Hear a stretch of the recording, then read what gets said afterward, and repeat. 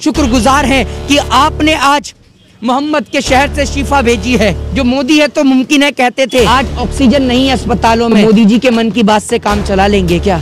कि मोदी जी ऑक्सीजन तो मुहैया नहीं करा पाए, कम से कम इस्तीफा ही मुहैया करा दो। ऑक्सीजन के चलते दर बदर वो माँ अपने बेटे को अपनी आंखों के सामने खोते हुए देख रही है।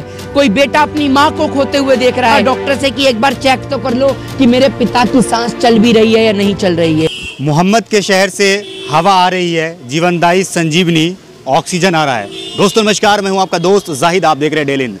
जिस मोहम्मद के बारे में नरसिंहा सिंह आनंद के द्वारा अपजनिक बातें कही गई थी, आज उसी शहर से जो है ऑक्सीजन आ रहा है। जिस तरीके से अभी आपको मालूम है कोविड-19 की वजह से हज़ारों लोगों की ज़िंदगी जा रही है, लोग बगैर ऑक्सीजन के मर रहे हैं। मेरे साथ यहाँ पे मोहित शर्मा जुड़े हैं कि जिस तरीके से हमारे देश के अंदर नफरत फैलाई जा रही है, लगातार जो है मुसलमानों के लेकर के लगातार हिंदू मुसलमान यहाँ पे किया जा रहा है। सबसे पहला सवाल ये है कि जिस मोहम्मद सल्लल्लाहु अलैहि वसल्लम के बारे में जो अपजनिक बातें कही जा रही थी, आज उसी मोहम्मद के शहर से हमारे हिंदुस्तान में, चाहे वो हिंदू हो या मुसलमान हो, उसकी ज़िंदगी बचाने के लिए ऑक्सीजन आ रहा है। देखिए, आज मैं किसी पे आरोप और प्रत्यारोपण बिल्कुल नहीं करूंगा। ये समय, जिस समय पूरे देश के अंदर देशवासियों को एक साथ एकजुट होकर एक भाई की हैसियत से, एक पिता की हैसियत से आज पूरे हिंदुस्तान के साथ खड़ा रहना है। आज ऐसी परिस्थिति की घड़ी आ चुकी है कि जिस समय शमशान पे लाशों का ढेर लग चुका है, कब्रिस्तान के बाहर लाशों का ढेर लग चुका है, इस लाशों के ढेर से किस तरीके से निजात पाई जाए और किस तरीके से एक कोरोना से जंग किस तरीके से भारत देश को लड़ी जाए। आज देश को ऑक्सीजन की ज़रूरत है और जिस ऑक्सीजन की मदद करने के लिए सऊदी अरबिया ने जिस तरीके से भारत की ओर आगे हाथ बढ़ाया है और भारत को ऑक्सीजन दी है, ये तमाचा उन देश के लोगों के मुंह पर है जो देश के अंदर रहकर नफरत का जहर घोलते हैं। सऊदी अरबिया, जहां पर 99% मुस्लिम आबादी निवास करती है, आज उसने एक इंसानियत के नाते, एक मानवता के नाते देश को बचाने के लिए ऑक्सीजन को लेकर एक हाथ बढ़ाया है, नेकी का एक हाथ बढ़ाया है। और इस नेकी के हाथ में पूरे विश्व से हम गुहार लगाते हैं कि वो हिंदुस्तान के साथ स्टैंड होकर खड़ा रहे, क्योंकि जब हम इस जंग से लड़ पाएंगे, जब हमारे देश के अंदर नफरत को दूर किया जाएगा और देश का हर एक नागरिक साथ खड़ा होगा एक दूसरे नागरिक के साथ में, वो जाति और धर्म के नाते नहीं, इंसानियत और मानवता के नाते। और मोदी जी को कहना चाहूँगा कि मोदी जी ऑक्सीजन तो मुहैया नहीं करा पाए, कम से कम इस्तीफा ही मुहैया करा दो, क्योंकि आप ऑक्सीजन तो दे नहीं पा रहे। आत्मनिर्भर भारत है, खुद ही जी लेगा, क्योंकि आज ऑक्सीजन के चलते दर बदर वो माँ अपने बेटे को अपनी आंखों के सामने खोते हुए देख रही है। कोई बेटा अपनी माँ को खोते हुए देख रहा है। कोई कह रहा है कि एक बार डॉक्टर से कि एक बार चेक तो कर लो कि मेरे पिता की सांस चल भी रही है या नहीं चल रही है। वो लोग जो देश के अंदर कहते थे मोदी है तो मुमकिन है, एक बार अस्पताल के बाहर जाकर आज कहकर दिखा दो कि मोदी है तो मुमकिन है। आप लोगों को पता चल जाएगा कि मोदी है तो लाशों के ढेर मुमकिन है। लेकिन आज इन सब बातों को ना किया जाए तो बेहतर है, क्योंकि आज देश एक बहुत बड़ी परिस्थिति से जूझ रहा है और हमें इस परिस्थिति से भारत को, इंडिया को निजात दिलानी है। और अगर निजात सोशल डिस्टेंसिंग से मिलती है तो हम भी पालन करेंगे। अगर निजात मास्क से मिलेगी तो बिल्कुल मेरी जेब में है, और जब मैं अगर आपको बोल रहा हूँ तो मैंने मास्क नहीं लगाया है, लेकिन अगर मास्क से निजात मिलेगी तो हम मास्क भी लगाएंगे। लेकिन बेशर्त सरकार की जो जिम्मेदारियाँ हैं, सरकार को भी उन जिम्मेदारियों का पालन करना चाहिए। समझ रहे हैं? अगर ये मास्क से लोगों की जान बचती है तो हम भी लगाते हैं, हम भी इस जंग में देश के साथ स्टैंड के साथ खड़े हैं। लेकिन सरकार की जो जिम्मेदारियां हैं कि देश के अंदर लोगों को ऑक्सीजन मुहैया कराने की, बेड मुहैया कराने की, सरकार अपनी जिम्मेदारियों से हाथ परे नहीं कर सकती। आज पूरा देश इस महामारी से जूझ रहा है और प्रधानमंत्री मोदी बंगाल में रैली करें या बांग्लादेश जाएं तो ये बिल्कुल भी ठीक नहीं लगता। और देश के अंदर की जो परिस्थिति है हिंदू मुस्लिम को लेकर, विदेशी मीडिया ने जो है प्रधानमंत्री मोदी को फेल्योर बताया। हमारा हिंदुस्तान जहन्नुम नहीं, हमारे हिंदुस्तान को जहन्नुम बनाने वाले इस देश के कुछ नेता हैं।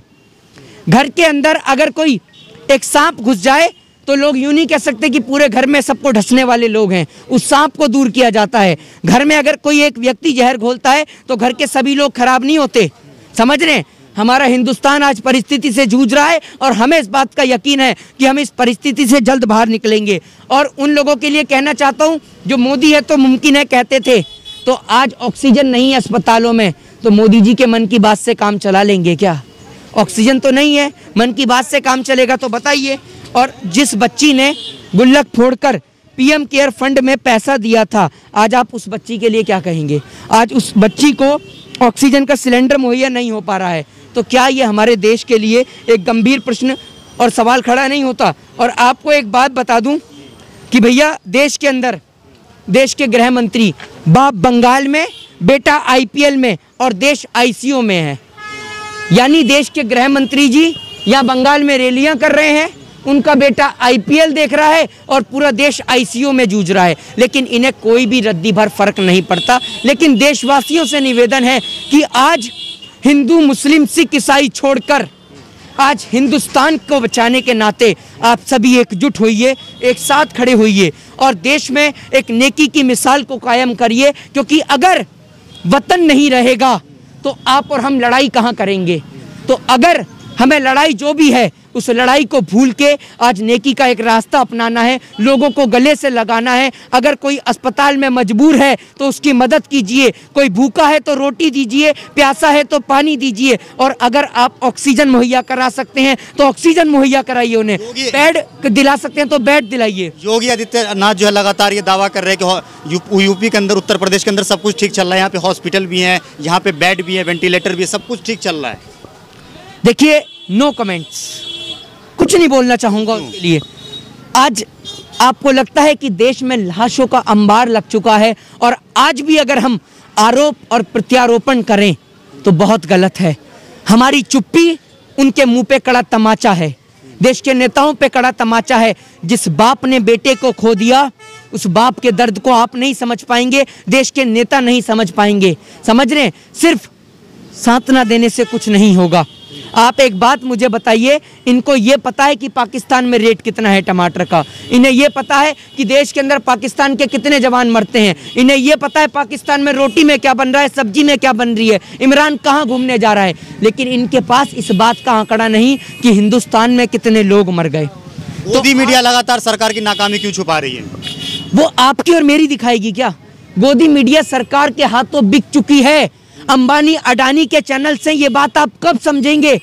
आज देश को एक होने की जरूरत है, और इस महामारी में हिंदुस्तान को, हिंदुस्तानियों की जरूरत है, पूरे मुल्क की जरूरत है। और एक बार सऊदी अरबिया का और जो तमाम मुल्क हिंदुस्तान के साथ खड़े हैं, उनका तहे दिल से हम शुक्रिया अदा करते हैं, शुक्रगुजार हैं कि आपने आज मोहम्मद के शहर से शिफा भेजी है।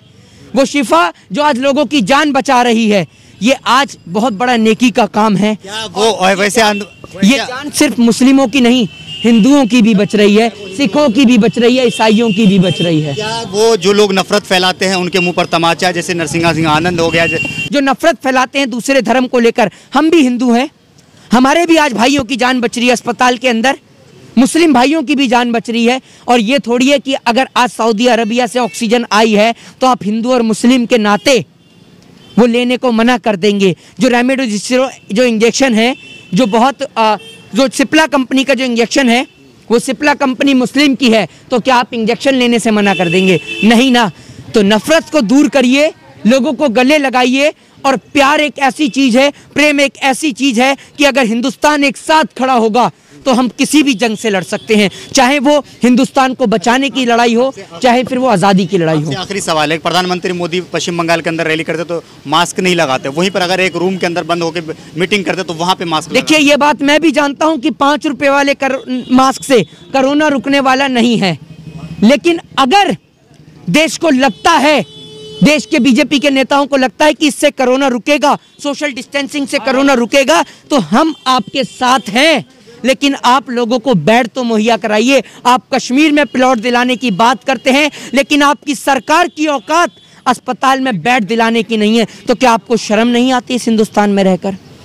तो आज एक बार फिर यही कहूँगा कि लोग नफरत को भूलें, एक साथ खड़े हों, क्योंकि आज देश के लोगों को देश के ही लोगों के साथ की जरूरत है। कि सरकार अगर इस पे ध्यान दी होती तो आज जो देश का जो सिचुएशन है, जो लोग मर रहे हैं, ऐसा सिचुएशन यहाँ पे नहीं। देखिए, इसका जिम्मेदार सिर्फ चुनाव है, समझ रहे हैं? चुनाव तो बंगाल में हुआ है ना, लेकिन हालात तो दिल्ली और यूपी के खराब हैं। चुनाव अगर शिवराज सिंह चौहान को मुख्यमंत्री नहीं बनाया होता तो देश आज इस आपदा से नहीं जूझ रहा होता।